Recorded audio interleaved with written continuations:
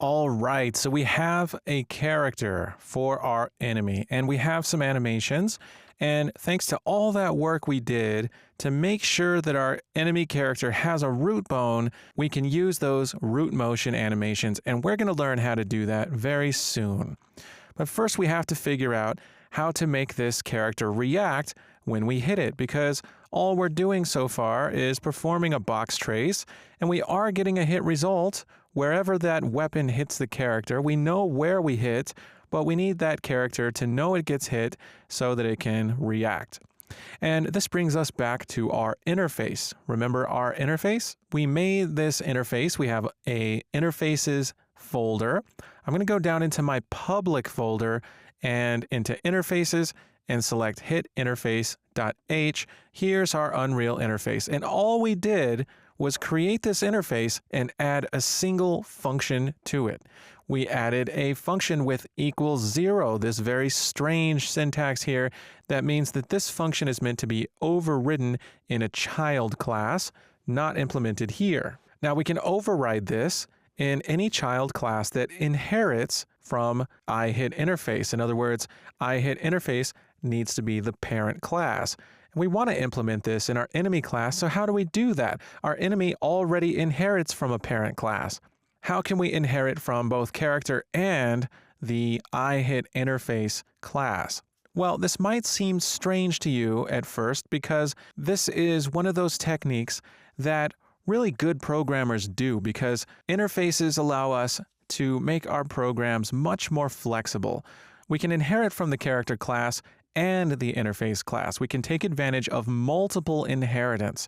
And if you took my class, Learn C++ for Game Development, then you saw this in some of the lectures where I explained how one class can have multiple parents. And we can do this by simply specifying here all the parent classes that our enemy should inherit from. And we want to inherit from iHitInterface, which is defined here in hitinterface.h. That exists in our interfaces folder, and we need to include that header file here if we want to inherit from it.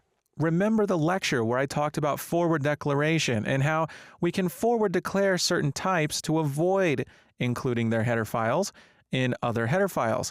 Enemy.h is a header file, which means we want to avoid including header files here. But notice that we're inheriting from character, which means we have to include that character.h header file here. So including headers and other headers is necessary when you're inheriting from a class that's defined in that header. We're going to do the same thing for HitInterface.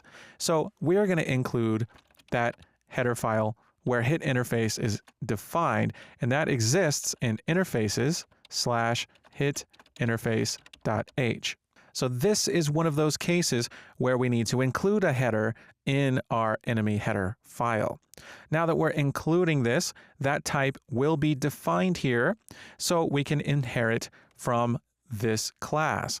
So to inherit from two classes, we simply add a comma followed by public iHitInterface. And now our enemy inherits from both character and iHitInterface. And iHitInterface has one special thing, our function called getHit, which we made virtual. So now that the enemy is both a character and an iHitInterface, it has that getHit function and it can override it. And it doesn't have a function definition in HitInterface. We never defined this. We only declared it. Remember, hitinterface.cpp is empty. But we can define it here in enemy by overriding it. So we're going to do that here. Now it's a public function, so we're going to override it. It's virtual, it's void, and it's called getHit. And we're going to mark it override. And this time we are going to put a function definition in here for this. So I'm going to create a function definition for getHit. And now that we have getHit as an override on the enemy class, and we can specify what happens in the enemy class, now we can call this function. Now I'd like to call this function when the enemy actually does get hit. And in order to prove that it's being called, I'd like to do something in response, like draw a debug sphere. Well, we're getting hit, and we know when we hit something, the exact location where that thing got hit, so we can simply pass that information in when we call getHit. I'd like to call getHit from the weapon class as soon as we do our box trace and get an actual hit event. Once that happens, we'll have the impact point in the weapon class, and we can get the thing that got hit, see if it implements this interface, and call the getHit function. And we can pass in an input parameter such as a vector. So I'd like getHit to actually take a vector input parameter. Now, it's a function that doesn't take any inputs, and since we're inheriting from iHitInterface, it needs to have an input parameter here if we wanted to have an input parameter in the enemy class. So back in the hitinterface.h file, where we're declaring this function, we're going to declare it with an input parameter, and I'd like to pass in a vector. Now we can pass it in by const reference, which would look like this, const fVectorReference, and we can call this impact point. So I'm passing in by const reference. Now, usually if you're passing a vector into a function, you can pass in by const reference, and this allows us to avoid making a copy. If this was just a regular fVector input parameter, then the function would make a copy of whatever we pass in, which is less efficient than using a reference, which will not make a copy. And we don't plan on actually changing the variable we pass in, so we're going to make it const reference. So in general, it's a good idea to use a const reference if you don't plan on changing the value and you don't want to make a copy. Really, there's very rarely any reason to pass in a regular fVector. A const reference is much more efficient. So we're going to add this as an input parameter to the getHit function. And since we're overriding this function here in enemy, I'm going to add that input parameter right here. And that means enemy.cpp needs that input parameter in its getHit function here. So now this function is capable of taking a vector as input by const reference. And we can do something here such as draw a debug sphere just to make sure that this function is getting called. So why don't we go ahead and include our very handy header file we created called debug macros. So we're going to include debug macros. It's in /debugmacros.h, and now we can use these macros, and we're going to use our draw sphere macro, which takes a location. We're going to pass in impact point. And if you already forgot, just go over to debugmacros.h and remind yourself that we made these macros. They're simply macros that are giving us a way to call these draw debug functions without having to type so much. So this will draw us a red sphere that never goes away. So as soon as getHit gets called, whatever vector we pass in, we'll see a sphere at that point. And we'd like to call this function when our weapon hits something with its box trace. So we can do that by heading back over to our weapon.cpp file and finding the function where we're performing the box trace, which is onBoxOverlap. So our box will overlap with something, and then it's going to perform the box trace. And after we perform the box trace, we'll have a hit result if we hit something. Now the hit result, which we called box hit, will contain lots of information about that hit event, such as the actor that was hit. So if we take our box hit and use a dot, we can see all the variables that we have accessible. We have B blocking hit, which its type is technically unsigned integer, but we treat this like a Boolean, and it'll be true if we hit something and false if we didn't. But there's also functions on the hit results, such as getActor. If we choose getActor, then this will return us the actor that was hit. Now, if we didn't get a hit, then this will be a null pointer, which means we should check to make sure it isn't null before we try to use it for any reason. So we're going to say if boxHit.hitActor. And if that's true, then we have the actor that was hit and we can use it. So how do we call an interface function on the actor that was hit? We have to make sure that we actually did hit an actor that uses this interface. Well, I'm going to pull up this interfaces documentation for Unreal Engine, and scrolling down to the bottom, we have a section that says determining if a class implements your interface, and it shows us 3 examples of how you can check to see if a class implements an interface. There are these 2 methods and this 3rd method, which is simply casting to the interface. Basically, we take our hit actor, see if we can cast it to our hit interface, and if we can, then we'll have a pointer of that type. Here's how it works. First, we include the interface header file because we're going to be using this type. So here in weapon.cpp, we're going to include interfaces/hitinterface.h. And then, as soon as we get our hit actor, we're going to cast it to an iHit interface. So we're going to make an iHit interface pointer called hit interface, and we're going to cast to iHit interface. And what we're casting is the boxHit.getActor. So whatever we hit, whatever actor that is, we're going to get that and cast it to an iHit interface.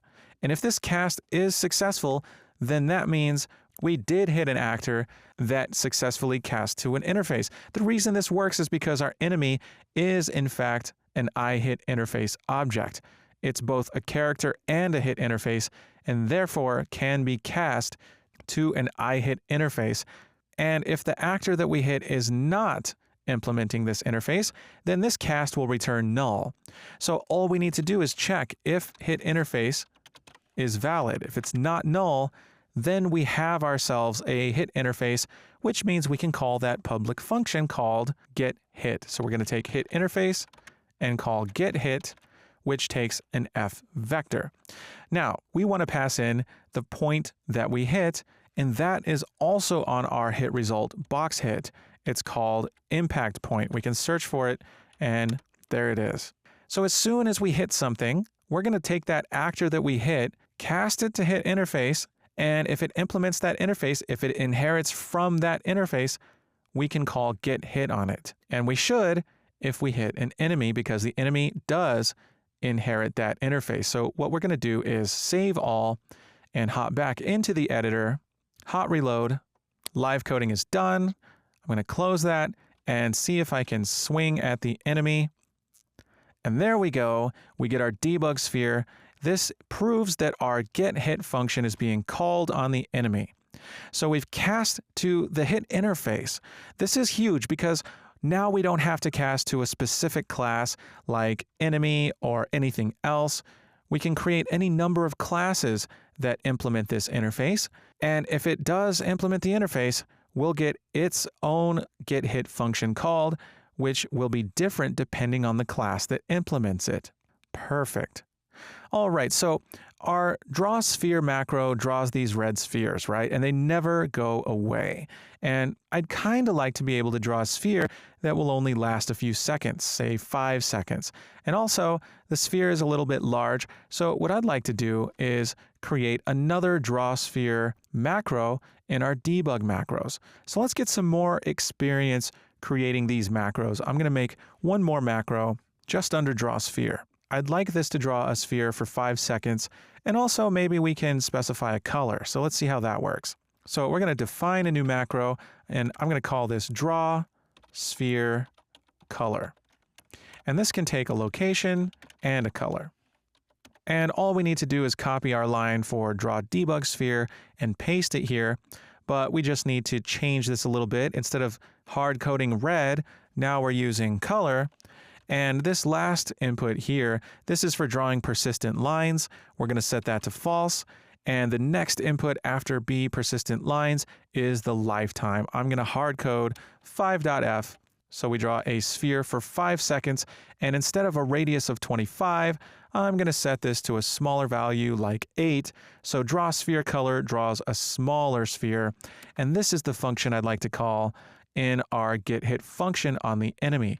So I'm going to call draw sphere color instead, but this means I have to pass in an F color. I'm going to pass in orange. So now we'll draw a smaller sphere. It won't last forever. It'll last for 5 seconds instead. So let's hot reload and test out our new macro.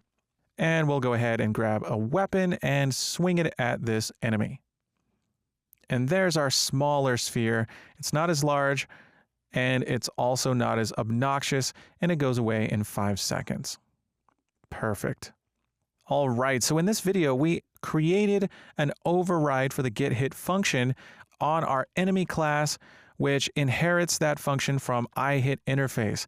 So this enemy here in the world is both a character and an iHitInterface, and because we can cast it to an iHitInterface, we have more flexibility. So this is more flexible and well architected, and this is going to serve us well as we create multiple different types of things that we can swing our sword at and hit in the world.